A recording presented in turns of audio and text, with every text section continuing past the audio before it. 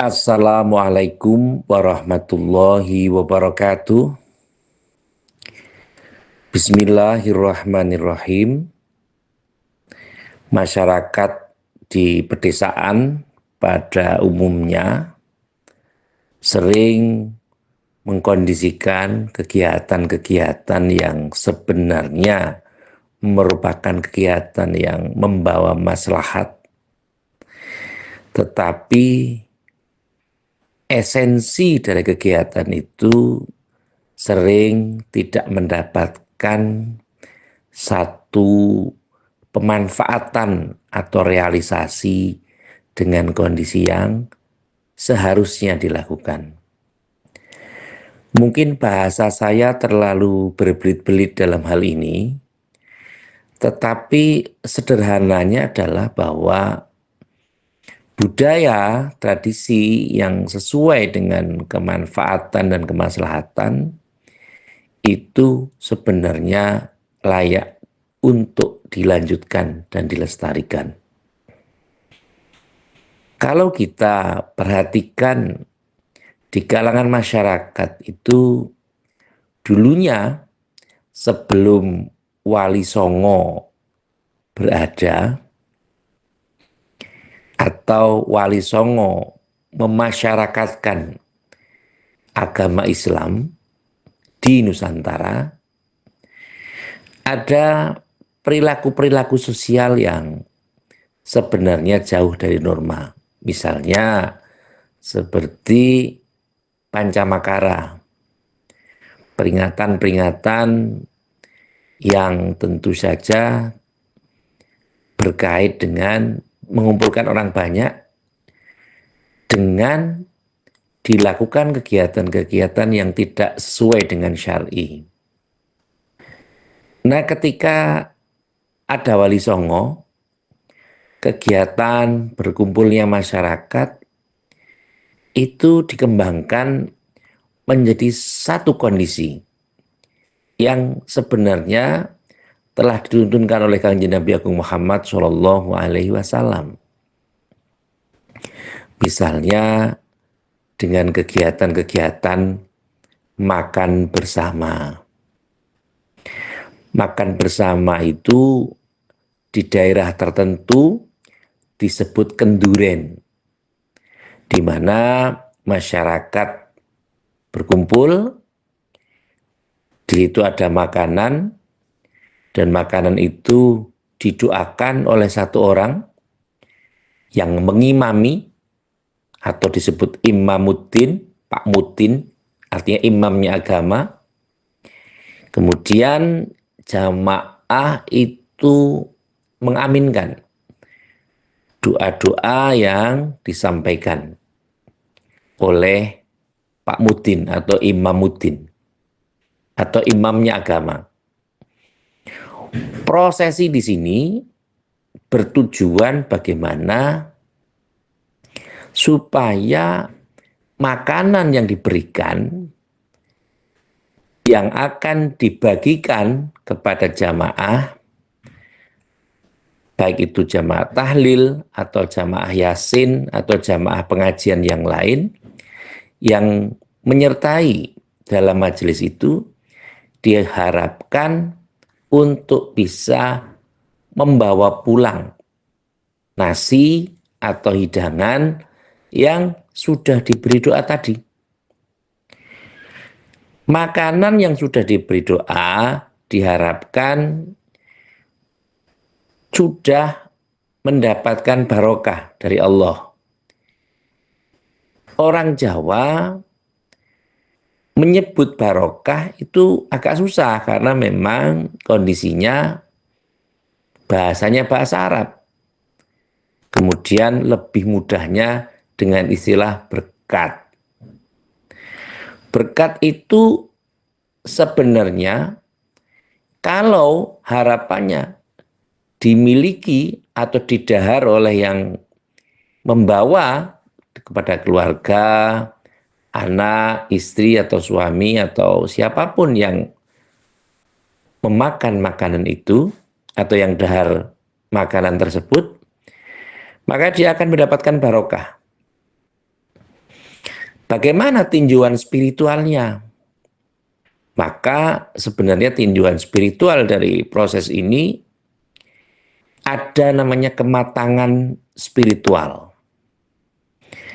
Kematangan spiritual adalah kematangan yang dimiliki oleh seseorang yang memang secara usia itu sudah cukup matang mempelajari nilai keilmuan.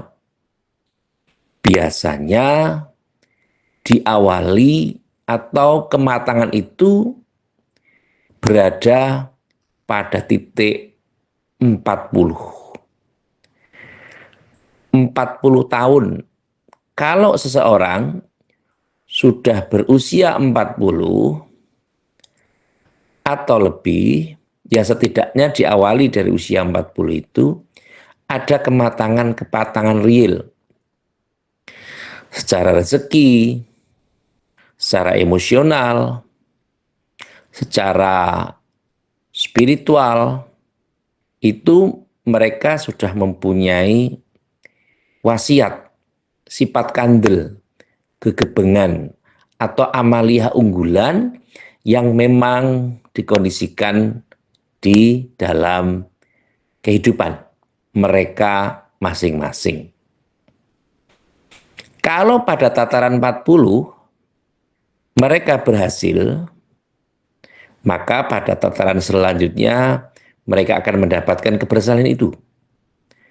Tetapi jika gagal, ya tentu saja prosesnya akan sebegitu-begitu saja. Tidak ada progres, karena memang sudah kematangannya sudah berada pada tataran 40. Ketika 40, sudah 49, maka tidak, bahasanya tidak 50, tapi seket, saiket. Sudah merupakan satu kondisi ikatan norma. Baik itu kematangan dari sisi spiritual, intelektual, emosional, dan tentu saja kematangan dalam memutuskan sesuatu. Maka istilahnya ada nilai wicaksono, kebijaksanaan. Oleh karena Wali Songo memahami dan menyadari bahwa bagaimana cara memberikan barokah, kemaslahatan kepada masyarakat, baik masyarakat yang awam ataupun masyarakat yang sudah alim dalam ketentuan atau tataran tertentu, sehingga mereka mengkondisikannya dalam bentuk-bentuk materi. Misalnya ketika dalam kenduri itu ada golong. Golong itu berarti tekad yang bulat untuk berjuang, untuk beribadah, untuk sampai pada tataran husnul khotimah atau akhir yang baik. Ada namanya tumpeng. Tumpeng itu berarti bahwa 5 waktu atau 5 waktunya harus dikondisikan dengan kuat. Maka seorang yang sudah menggunakan atau memeluk agama Islam, mereka harus benar-benar untuk mendirikan sholat minimal 5 waktu.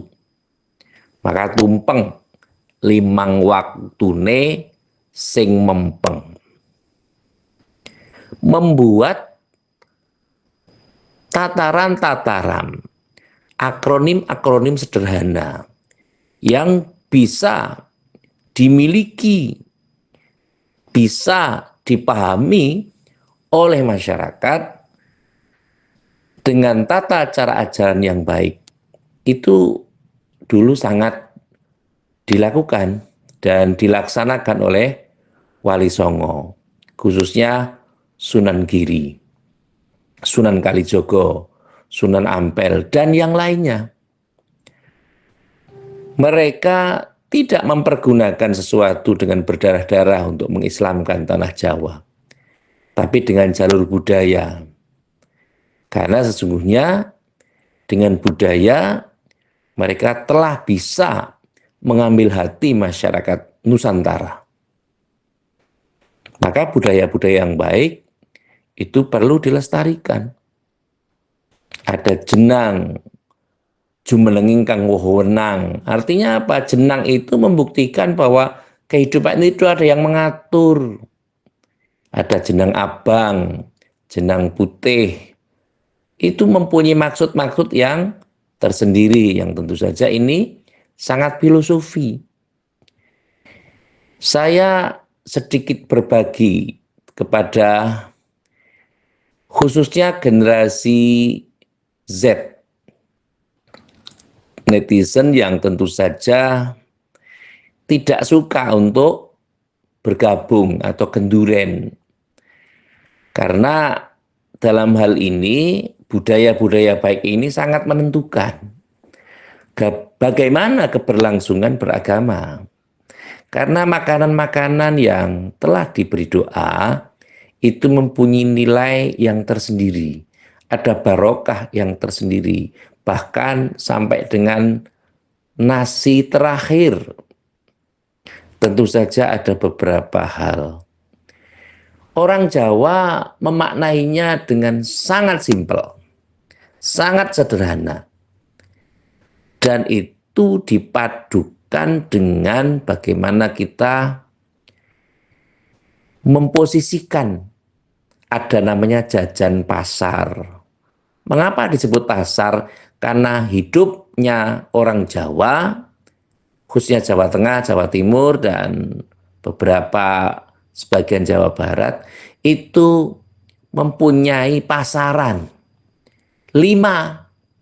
Legi atau manis, paing, pon, wage, kliwon. Ini yang disampaikan, yang dimiliki oleh orang-orang Jawa.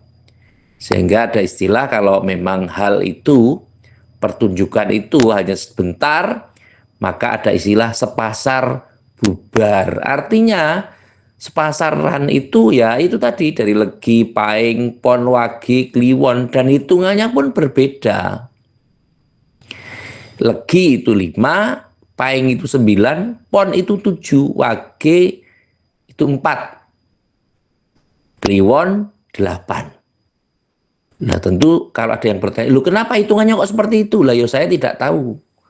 Karena saya hanya menyampaikan pada sahabat semua bahwa memang ada filosofi orang Jawa yang tentu saja orang luar Jawa tidak atau belum bisa memaknainya sebagai satu kondisi. Kenapa legi kok 5? Kenapa paing kok 9? Kenapa wage kok 4? Dan seterusnya.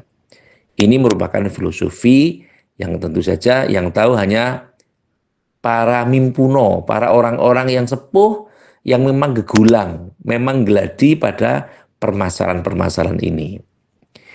Intinya sebenarnya saya ingin menyampaikan bahwa apa yang ada pada tataran kenduren sekarang ini, mari terutama generasi-generasi yang sepuh ini dikondisikan untuk setidaknya jamaah itu diajak untuk membaca kalimah-kalimah thayyibah. Ya terlepas mungkin akan ditunjukkan bahwa ini tumpeng pungkur, ini maknanya seperti ini. Ya tidak apa-apa. Ini tumpeng alus, ini manfaatnya ini. Artinya ini ya tidak apa-apa. Karena itu namanya informatif. Memberikan paparan kepada yang hadir bahwa orang Jawa itu kalau bikin apa-apa itu tidak sembarangan. Pasti ada maksudnya, pasti ada tujuannya. Ya itu tidak masalah, disampaikan saja. Ada tumpeng pungkur, ada tumpeng alus, ada misalnya buceng. Kenapa disebut buceng? Karena buceng itu namanya targir, nyebut sing kenceng. Menyebut dengan keras, bukan keras asal apa, tapi bagaimana ikhtiarnya maksimal. Memaksimalkan untuk nyuwun pada Allah Subhanahu wa taala.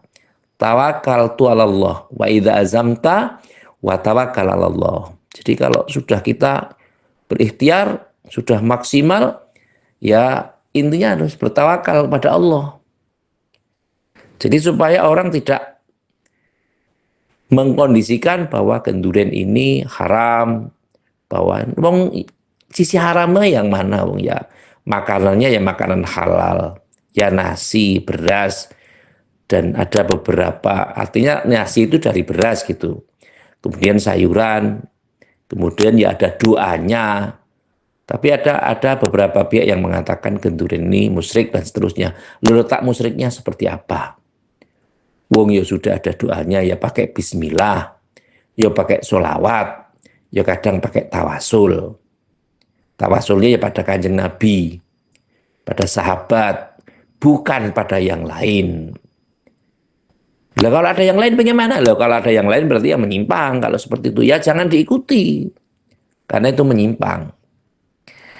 Maka tentu saja genduri ini merupakan satu kondisi. Kalau misalnya ada anak yang keras hatinya, dinasihati susah.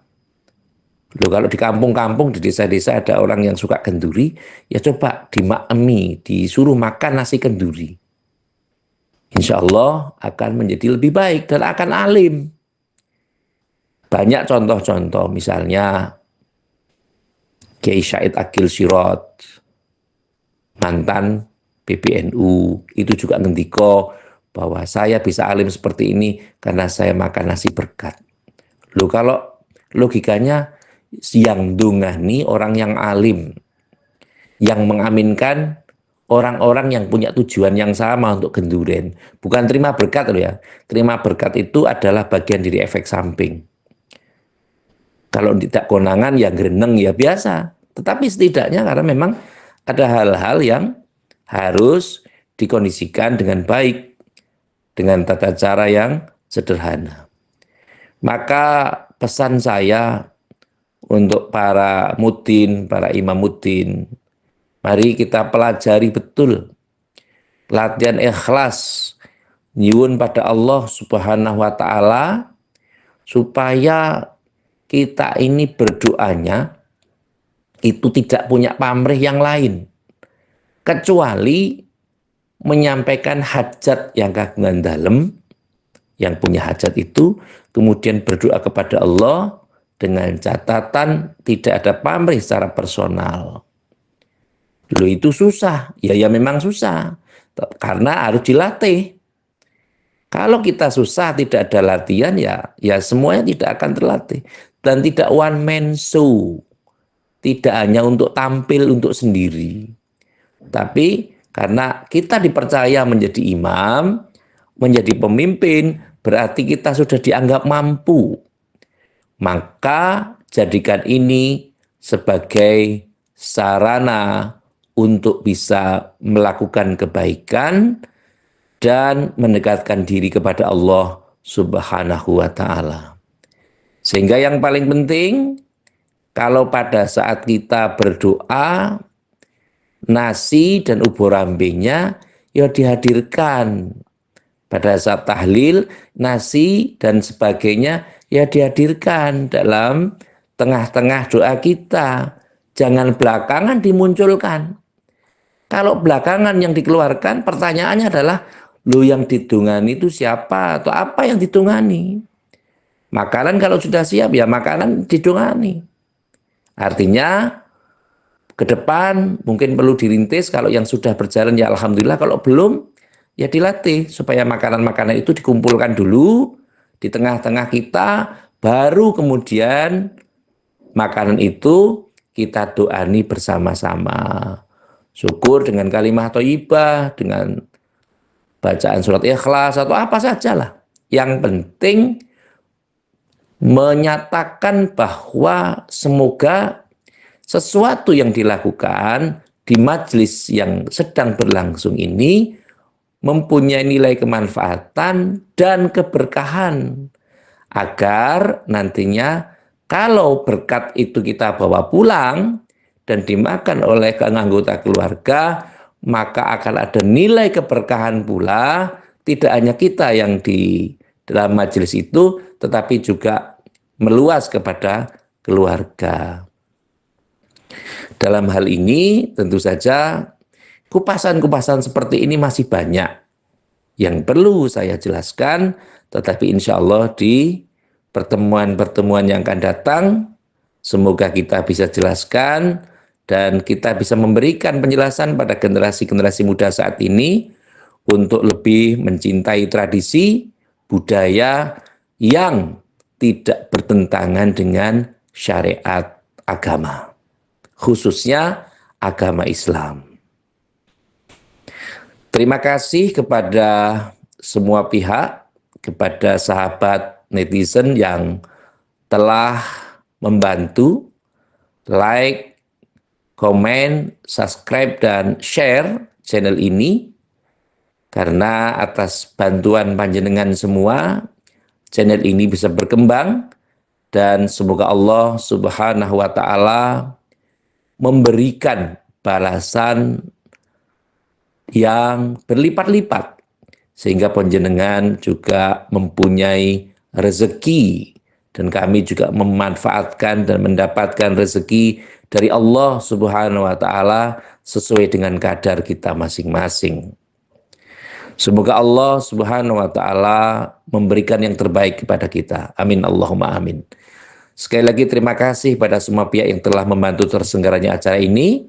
Semoga acara ini bisa bermanfaat. Terima kasih atas segala perhatian dan mohon maaf atas segala kekurangan. Saya akhiri, wallahul muwaffiq ila aqwamit thoriq. Wassalamualaikum warahmatullahi wabarakatuh.